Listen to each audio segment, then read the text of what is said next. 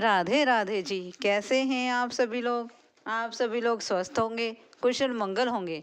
आप सभी के स्वास्थ्य और कुशल मंगल की कामना मैं ईश्वर से करती हूँ कि आप सभी लोग स्वस्थ रहें और कुशल मंगल रहें। आज हम बात करते हैं जगन्नाथ भगवान जी की। एक व्यक्ति जगन्नाथ भगवान जी की बहुत ही पूजा करता था। वह उनकी श्रद्धा भावना का तो उसमें हम ठिकाना ही नहीं कह सकते, इतनी ज़्यादा उसमें श्रद्धा भावना थी। वह लेकिन वह निर्धन था, उसके पास धन नहीं था। वह भगवान जी को गहने जवाहरात हीरे मोती भोज भव्य भोग नहीं लगवा सकता था। उसके पास ऐसा कुछ नहीं था कि वह भगवान को भोग लगा सके। वह मंदिर के बाहर खड़ा होकर ही भगवान के दर्शन कर लिया करता था, लेकिन उसके अंदर भगवान के लिए जो भाव है वह कूट कूट कर भरे हुए थे। वह भगवान की पूजा और श्रद्धा पूरे मन से ही करता था। इसलिए एक दिन उसने सोचा, मैं भगवान को प्रसाद जरूर लगवाऊंगा। इसके लिए वह अपने घर जाता है और कुछ रुपए वहाँ से जुटाता है। रुपए जुटाने के बाद वह उन रुपयों को लेकर खेत में जाता है और खेत में से कुछ अनाज वह एकत्रित कर लेता है। इस प्रकार से वह कुछ सामान इकट्ठा कर कर जब वह घर जाता है, वह सोचता है मैं भगवान के लिए, जगन्नाथ भगवान के लिए थोड़ी खीर ही बना लेता हूँ। वह उनके लिए खीर बनाता है। उस खीर में इतनी ही अच्छी सुगंध आ रही होती है, पूरे गांव में वह सुगंध है जो फैल जाती है, क्योंकि एक तो वह भगवान के लिए प्रसाद बन रहा है। आपने भी अपने जीवन में देखा होगा, जो प्रसाद भगवान को लगाया जाता है, जो भोजन भगवान के लिए बनाया जाता है, उसकी खुशबू और उसका स्वाद बिल्कुल अद्भुत होता है। आप घर में भोजन बना के खा लो और उसमें कुछ भोजन आप भगवान के लिए बनाएं और उनको प्रसाद लगाने के बाद आप खाएंगे, तो उन दोनों में बहुत ही स्वाद का अंतर होगा। चलो जी, वह व्यक्ति जो है खीर बना लेता है। खीर बनाकर वह उसे साफ सुथरे एक बर्तन में डालकर मंदिर की तरफ बढ़ जाता है।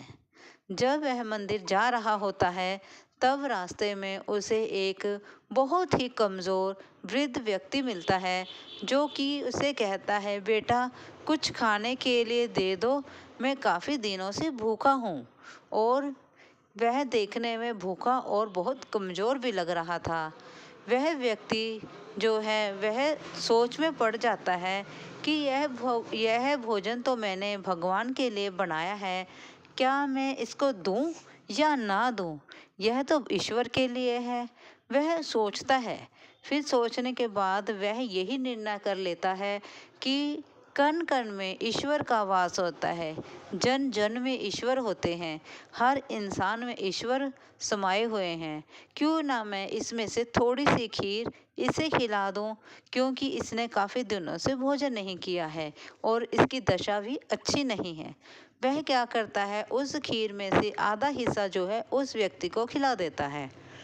उस व्यक्ति को आधी खीर खिलाने के बाद वह जो बची हुई खीर है वह ईश्वर के लिए, वह जगन्नाथ जी के लिए लेकर मंदिर चला जाता है और वहाँ जाकर पुजारी जी को कहता है कि हे पुजारी जी, आप भगवान को मेरा प्रसाद लगवा दीजिए।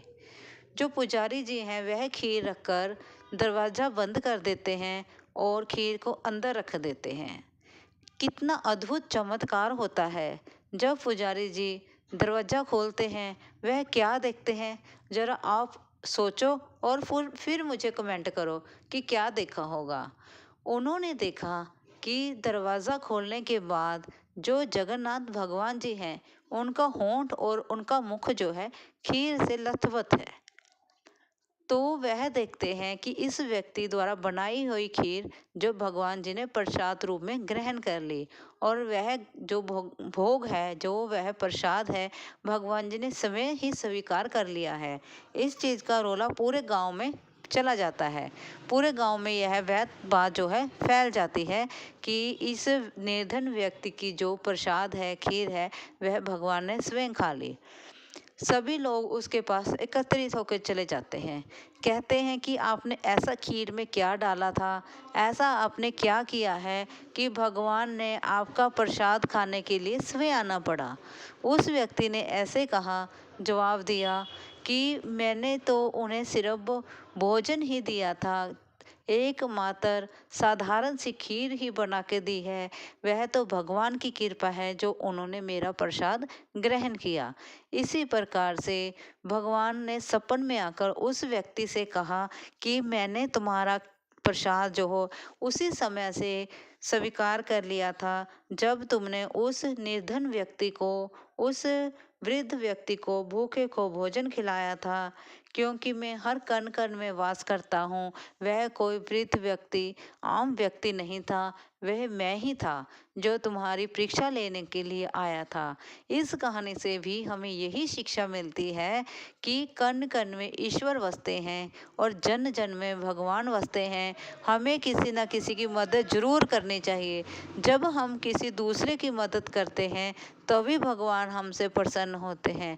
तभी तो भगवान कहते हैं ना कि मैं जन जन में वास करता हूँ।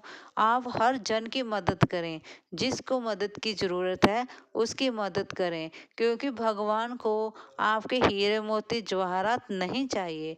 वह तो यही कहते हैं कि इस पूरी सृष्टि में जो जन है उन्हें बनाने वाला मैं हूँ। अगर आप उनकी मदद करते हैं तो समझो कि आपने मेरी सेवा की है। इसलिए इस छोटी सी कथा पर कुछ विचार करें और अगर आपकी मदद की ज़रूरत किसी को है तो उसकी मदद करें।